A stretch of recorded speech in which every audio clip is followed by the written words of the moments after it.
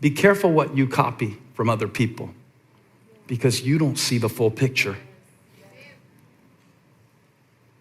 I remember watching a documentary last year, and I got so jealous of the person that the documentary was about because he had won something like 16 Grammys. Whole time I'm watching him, I don't know if you ever do this. I sit there and compare my accomplishments to his accomplishments. And it's like, well, yeah, but Pastor, you touch souls for the kingdom. Well, I want a Grammy too, all right? So I'm sitting there. I'm sitting there going, I never won one Grammy. He's got 16 or whatever. But then it was like the Lord spoke to me in the middle of the documentary and said, wiki him. So I put him in my Wikipedia app, and I donate to Wikipedia because they've helped me so much with my research every year. And I put his name in the thing, and I saw, yes, he has 16 Grammys, but he also has had 5 wives. So I didn't judge him. I didn't turn off the documentary. I still admire him. But I realized that what I had done in the process of admiring his accomplishments, I had not considered the cost of those accomplishments. So I want the Grammys, but I also want, less than 4 divorce proceedings. And no judgment on the guy, but isn't that what we do? We crop and copy. You know how you crop a picture? You know how when that person in your life is no longer in your life and you crop them out of the picture? We do that when we're comparing ourselves to other people, right? Because we're copying something that's cropped. They're showing you what they want you to see. Now you are copying a picture, a form, a shadow, a crop picture. So you see what they did and you go, well, I'm not doing that. I'm not as good as them. I haven't accomplished anything like them. And here's what I noticed. Some of the people that we want to be like are burning out. Influencers that we see on social media. And after we have bought all their makeup product and all their diet product and all their fitness stuff, and then we see their post about, y'all, I just wanted to come on here today. People been asking. That's how every influencer post I've ever seen starts. And I'm not even on social media that much, but I got that one memorized. I just wanted to come on here, y'all. And people have been asking. Nobody's been asking you. 2 people asked you. But now they're on a confession. Now here's what's crazy. I've been copying somebody who comes on and tells me, I'm actually depressed. And I've been copying you. I actually feel like I'm losing my mind. I can't eat, I can't sleep. I was so busy envying your bag that I didn't realize that at the bottom of it is a bottle of pills that you can't function without. Now, ooh, I wish I could feel the energy y'all are putting on me right now. Is it better at Riverwalk? I might come over there, it's not far. Be careful what you copy from another person's life because you don't know what it costs them. Remember I told you, I told my father-in-law, he's a cool guy, so I get to tell him everything. I told him one time, he said amen. I'm not gonna copy his humility though, I'll tell you that right now. He said one time, we were talking about this one pastor and we were talking about different people that discourage you along the way from ministry, and one guy that I met who had traveled the world. And when I was like 20 years old, my dad had me go to Promise Keepers with him. It was actually in Charlotte. So I was in college and my dad was still in Monk's Corner. We met in Charlotte for Promise Keepers. And we had to volunteer behind the scenes and I was running the clock and I already knew I was called to be a preacher. So this very famous preacher was back there and I walked up to him. I said, I don't want to bother you before you preach. He said, yes, you do. Apparently you do because you are right now. I said, no, I just wanted to know, can you give me a piece of advice? As somebody that I admire, you've written so many books and you've shared the gospel with so many people. What advice would you have for me, for somebody who aspires to do what you do? He said, you don't want to be me. And I thought it was rude at first, but he was trying to tell me something. He was trying to tell me about the surcharge of sacrifice. that what I saw in his books that I admired. Now, I don't know who this is for, but you have to be careful that you don't set the blueprint of your life based on the part of somebody else's life that you see, because they might be cropping out stuff that you don't want to copy.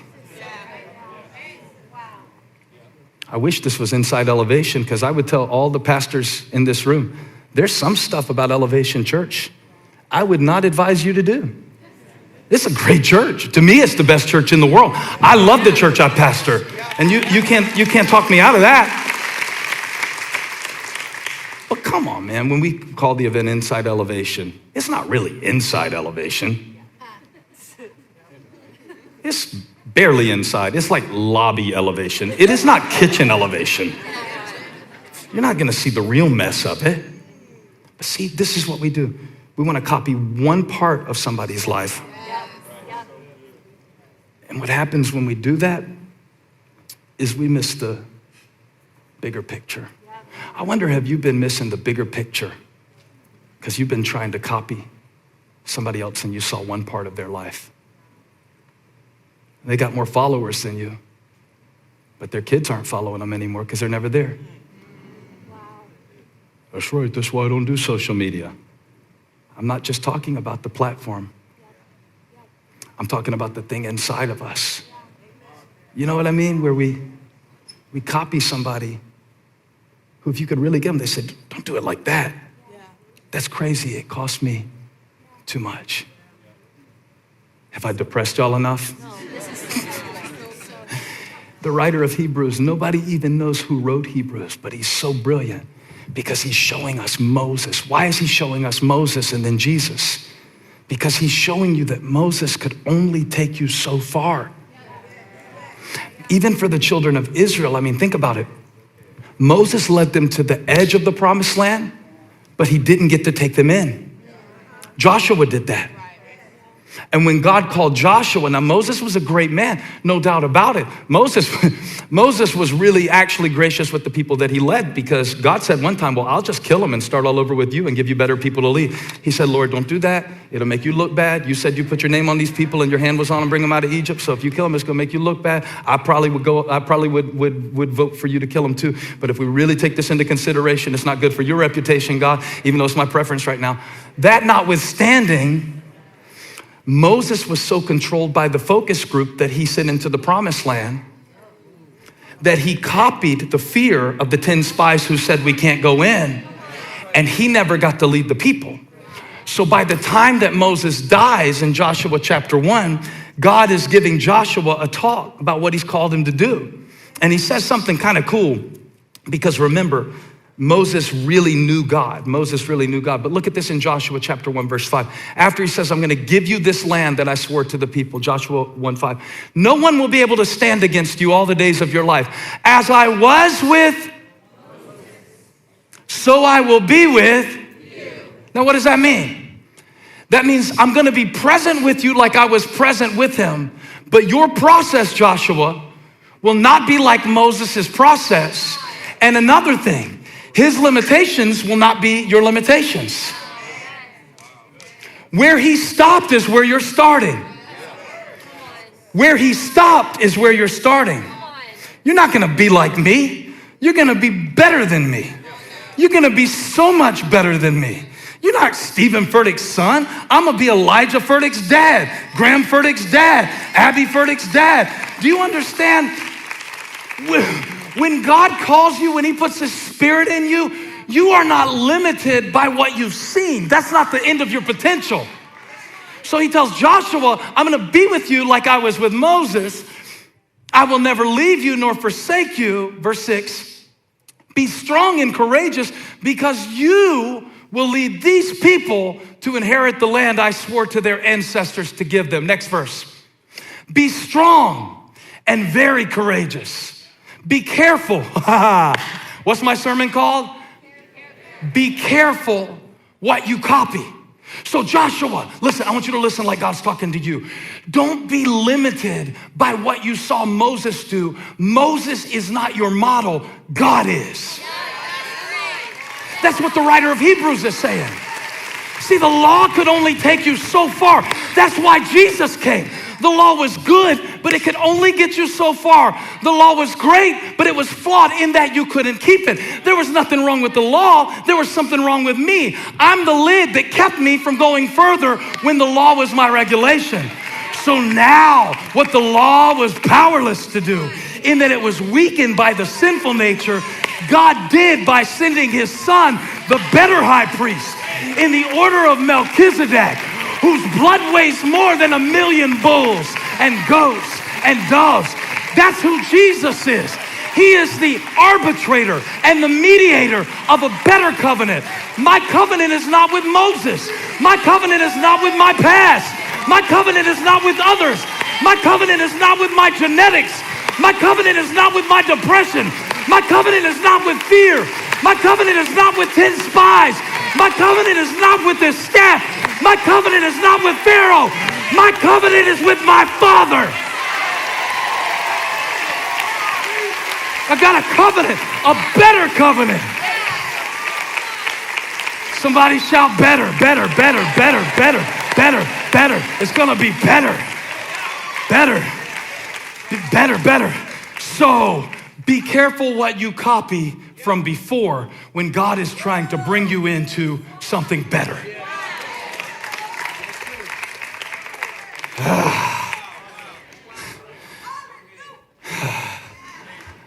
Oh, I'm so glad that I don't have to do it in this season like I did it in that season.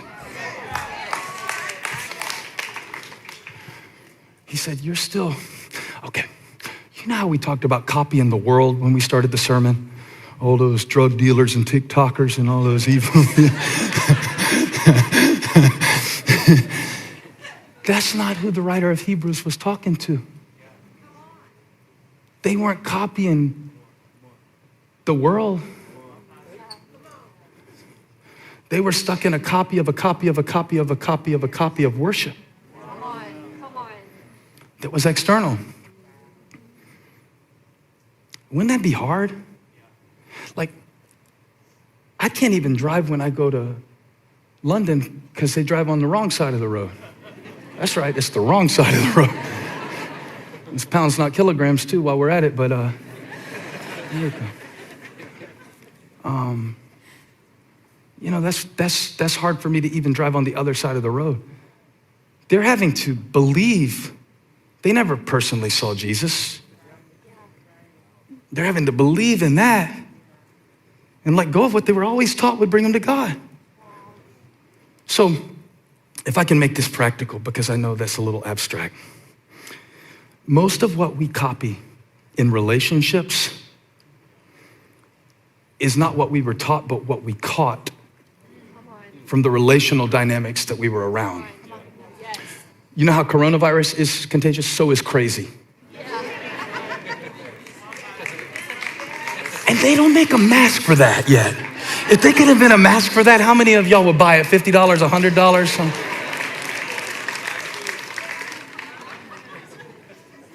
So one of the first things that me and Holly did when we sat down, and this was after we had about 3 or 4 fights in our marriage, was we started talking about, well, how did your parents fight? How did my parents fight? What are we subconsciously copying from the way that we saw conflict handled that is good? And what have we subconsciously copied that needs to go based on who we are, based on our personalities, based on our calling? Because I honor where I came from. And I honor what I saw. But I don't have to copy what I saw when it no longer fits what I'm called to. I'm gonna give you that again because you just missed that filet mignon. What'd I say again? I don't have to copy what I saw. I can honor it, but I don't have to copy it. I can honor the tradition. Thank you, Moses. You built the tabernacle in the wilderness. Thank you, high priest. That's the line of Aaron. Thank you for that. There's nothing wrong with that. In many ways, it's a continuation of that.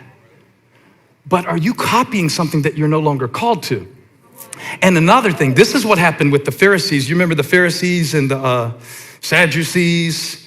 They were sad, you see, because They esteemed the traditions of men above the traditions of God. That's what happened to them. What does that mean? That means that as the law was given from Moses, the law was good. But as it got copied, a copy of a copy of a copy of a copy of a copy. Now here's what had happened by the time Jesus showed up on the scene. They were still preaching God's commandments and copying those, but they had lost God's heart. To the point where if a man got healed on the Sabbath, they would say, you can't do that. They copied the commandments. Jesus said, Sabbath was made for man, not man for the Sabbath. In copying it, they lost the quality of it. And a lot of our life growing up, everybody over 30 makes some noise. All right. There's some stuff that isn't bad, but you're standing in front of something better. And if you copy the way you did it before, and as God is trying to bring you better, I'll give you an example from Moses' life. He did this one time. The people were thirsty one time in the wilderness. Moses is like, why, God? Why? Like you're running carpool in a couple weeks, okay? Why, God? Why? Right? And so the Lord's like, well, take that staff I gave you and strike the rock, and then the water will come out. And he's like, really? He's like, really? I'm gonna show the people that I'm God. And he's like, all right. So the same staff, remember it? I preached a few weeks ago, parts the sea with it. Well, now he strikes the rock with it. Here comes the water, and the people drink, and God doesn't kill them, and they go on to complain some more. Now, you gotta go all the way to the end, because here's something that says in Hebrews. It says in Hebrews 13:7, look at it later. Remember your leaders who spoke the word of God concerning you, and consider the outcome of their way of life. Wow. Now, when we're looking at somebody's Instagram feed, we're not seeing the outcome of their way of life. We're seeing the snapshot. Even when you interact with people in church, they do not always lift their hands like they were doing 35 minutes ago. They are not always so peaceful and so worshipful and so holy. So don't judge yourself according to that. But the scripture says, consider the outcome of their way of life. And the reason that Moses couldn't lead the people in is because in his frustration about the people's grumbling, this is crazy because I think I've done this before. God told him the second time they were thirsty in the wilderness, speak to the rock and the water will flow out. But Moses didn't want to speak to the rock. He wanted to do it how he did it before. So in his frustration, you've been frustrated lately. And so what you've been doing, this is what Moses did. It says he struck the rock, pow, that God told him to speak to. I'm gonna do it like I did it before. I don't care what you say, God. I'm gonna get my way right away. I'm gonna do this the way that it benefits me. I'm gonna show, I'm the man, I'm Moses. And he didn't get into the promise because he copied the way God